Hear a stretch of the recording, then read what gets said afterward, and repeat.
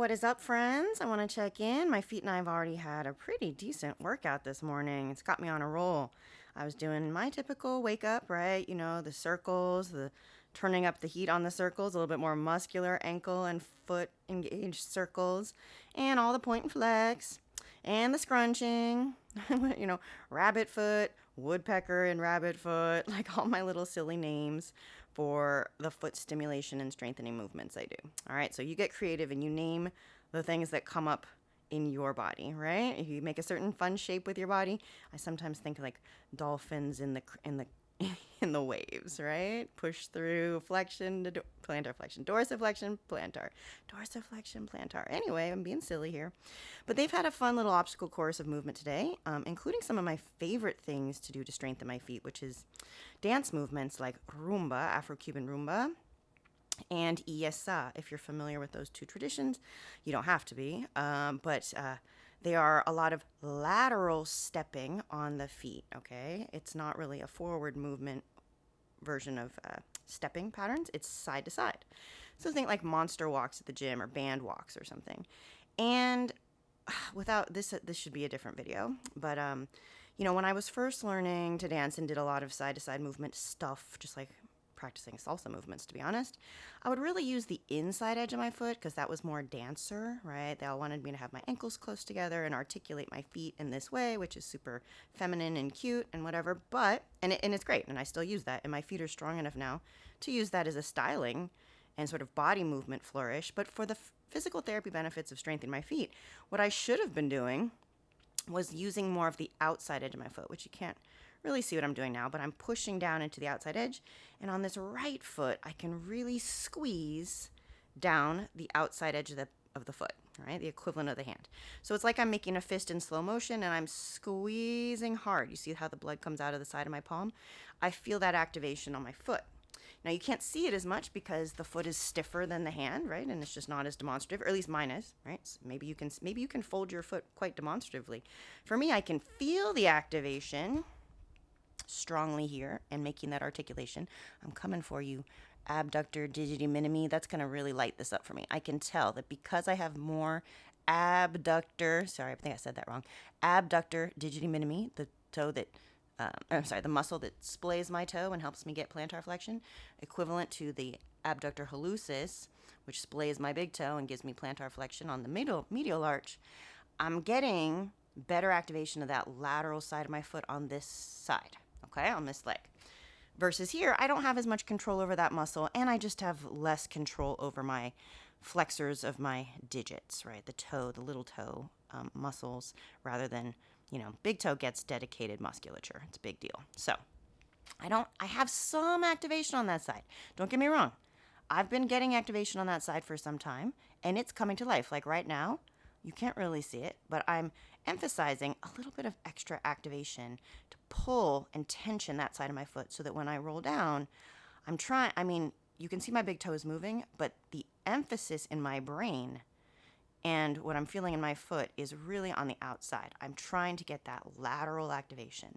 And stepping side to side and really owning the floor on the outside of the foot rather than banking the feet in, which is how so many of us are walking, right? If you overpronate or have collapsed arches and valgus knees and all the business, okay, then you're walking, I like to say, like in a half pipe, in a little miniature half pipe.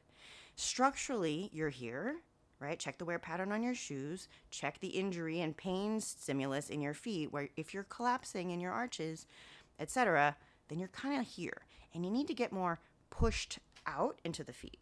Again, it's not easy to show. But here, even if the ground were level, I'm getting more contact and more push into the outside edge of my foot, which is talking to my glutes, talking to my lateral stabilizers, up IT band, up the peroneals, etc., right? Biceps fem, like up the outside line of the leg, not tight here, not collapsed in the frontal plane. See other videos, see all physical therapy videos for frontal plane stability. They're going to tell you to treat your glute medius. They're going to have you do clams. Hopefully not ideal, but like hip airplane, I'm a huge fan of. I should have a video about that by now. I don't know if I do by the time you're seeing this, but it's an exercise I do. I'm committed to, and I recommend. And I felt a lot of validation in my own experience with that exercise when Tom Michaud, famous, human locomotion, author of Human Locomotion and a running chiropractor, and I think he's a podiatrist and has some chiropractic influence. Anyway, he's a freaking guru of runners, right? He just really trains and helps runners with their injuries and whatnot. So when he was like, you got to be able to do hip airplane, he's like, athletes that cannot do hip airplane, a solid hip airplane, cannot run safely. Like he uses it as almost like a screen, okay? Meaning a screen, meaning a movement that he uses to challenge someone to be like, get an assessment of their safety and stability for running. And he's just like, yeah, if you can't do that exercise, like, you're a liability to your body. So why am I bringing it up? Because it's all about frontal plane, side to side, frontal plane stability from the abductor side of the body. Okay? Adductor pulling towards the midline, abductor pulling towards the lateral line, outside line of the body. Now, don't get that confused with the toes, because we divide the foot in the middle, and then the adductor thing gets a little screwy. So toes reside, it's the abductor line. So have a look at like your hip abductor muscles. It's going to be mostly glute medius and glute max, certain fibers of glute max that are going to get attention around that. Blah, blah, blah, blah, blah, blah, blah, blah. It's all to say, I'm getting a better activation, and this is very important on my left side. Okay, I'm a little over caffeinated, and I just had a really good time dancing, so I'm all acelerada for you guys. I hope you're enjoying it. I'm all revved up, okay? So what I want to tell you about that, so this is completely unrelated, but I'm finding as I get better activation of that side of my leg, and which, like I've just explained, is really about activation and stabilization on this whole side of my whole left side, right up to my hip, which is going to impact everything on that side. I'm also getting stronger in my intrinsic foot muscles to do things that bring my foot out to that direction, okay? This direction, so think ankle circles. And here is the little kind of gem that has occurred to me now. Now, as soon as I start talking about it, I'll probably default to my old ways. That's just I don't know if you hear the little snapping. That's just like knuckles popping. What I want to tell you is previously, when I would circle this ankle or even just point and flex it, silence. When I would point and flex it, I would get an annoying snapping on that ankle. It was not terribly painful, but I could tell it was not constructive. Okay, it wasn't a good thing. Some of the, the clicking and popping and letting, your joints glide past each other, as long as it's not painful and it kind of like you work it out, like you do some ankle circles and they snap, crackle a little bit and then it stops, it's not a big deal, right? But this was specifically, I could feel it was a tendon or a ligament, but I'm guessing it was a tendon that was snapping. Now, there's a lot of opportunity for that kind of unhelpful snapping to happen because you have a lot of tendons crossing from this densely packed, there are sardines in there. Okay, there's a lot of small muscles, some big, and actually a lot of small muscles in your calf compartment, calf and shin, your lower leg, that have to converge and get underneath what's called retinaculum. So there's this connective tissue band that holds the tendons close to the bone so that they can leverage. You can see some of the tendons popping up. They're in the muscle converges to its tendon, it gets strapped under that connective tissue for stability, and then it can leverage the foot, right? It happens all over. And they pull under the ankle bones, etc.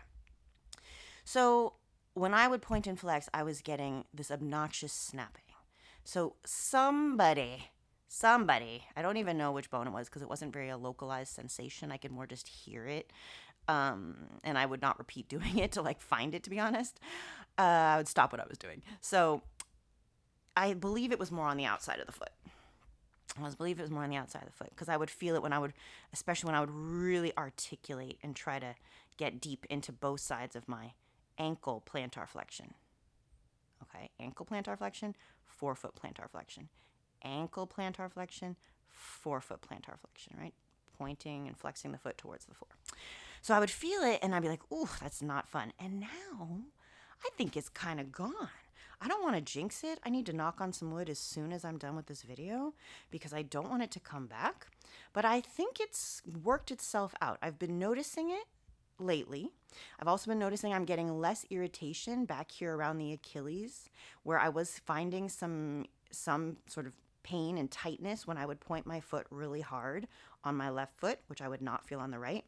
It's so helpful to have a right foot or one of your feet do something differently from the other, so you have a basis of comparison, right? You feel a little less blind. You kind of have some idea what you should be working on and what's ideal, what's not. So I wouldn't feel it on my right foot. I would on my left. And I think um, what has happened is I've strengthened the muscles in my foot to do some of this action. Whereas before, I would use more of the muscles in my calf. I've spoken about this elsewhere, but this is like to really zero in on it.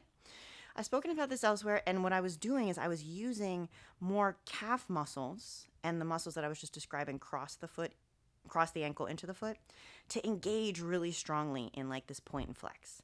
Now, they obviously have a role to play in point and flex. They're help creating this movement. But in terms of the end range and really max squeeze when the whole, like right now, I'm squeezing all the way through the points of the toes, right? Everybody is contributing. You cannot see it, but I'm really squeezing my feet, right? Really squeezing my feet. And if I weren't distracted on the phone, I would have even more neurological energy. I'm telling you this because you should do this undistracted, right? You should really squeeze and give it your 100% undivided attention to max out, because it's not a lot of movement you're getting. It's intensity and tension that you're trying to build, okay? You're trying to squeeze nothing hard, okay? Which is, it honestly, you cannot just absentmindedly do that, especially if you're kind of new to this. So squeezing, we'll say, right, this is like an 8 out of 10. Given my distraction level. So I'm now able to do proportionately more of that muscular work with the muscles in my foot. And so the muscles that cross the ankle are not as activated and stressed. They're not feeling as tensioned, and they're not feeling recruited to do stuff that the muscles in my foot should be able to be responsible for and cover, right? And so not only like right now, I'm feeling an actually pretty decent pulse, like where I was telling you earlier on the outside line of that line of the foot. It's almost comparable. It's almost comparable to my right side. And I think it's because like I said, I'm finding those intrinsic foot muscles a little better. And because of that, when I move the foot through its range of motion, that was not the click because I was like in my toes. I felt that in my toes.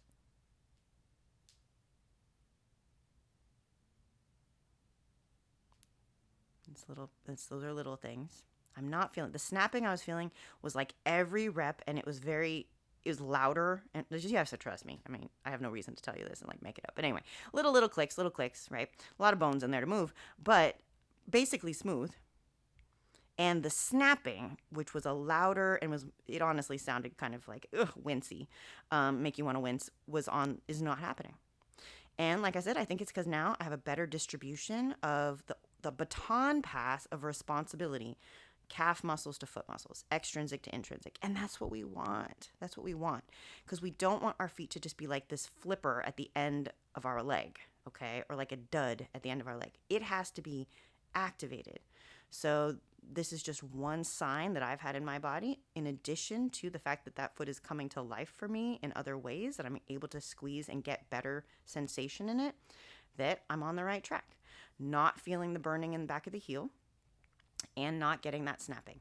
The burning in the back of the heel, by the way, I will link below. I try to remember, or in some of my videos, I will have this video linked. It's a physical therapist who works with dancers, like ballet dancers. And she's great. She's really, really good. She explains stuff, but she's conservative in that she wants them to have good technique. But she's not like ratcheting down on them too hard. She also understands they want to perform, so she's pushing them, but in a responsible way to their bodies. So I'm all about her. I really think she's awesome.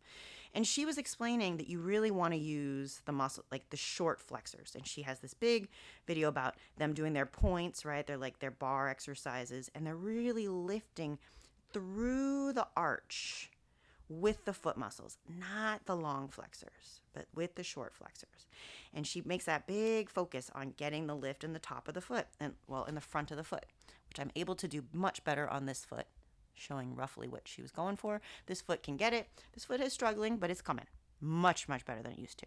But I think also what was happening is I was getting pain and like a thickening, like it felt like there was a congestion in the, like a traffic jam, we'll say, in the gliding of the tendons at the back of my ankle, which was what she was describing. She was like, if you're getting that back of the ankle pain, you're recruiting too much long flexor.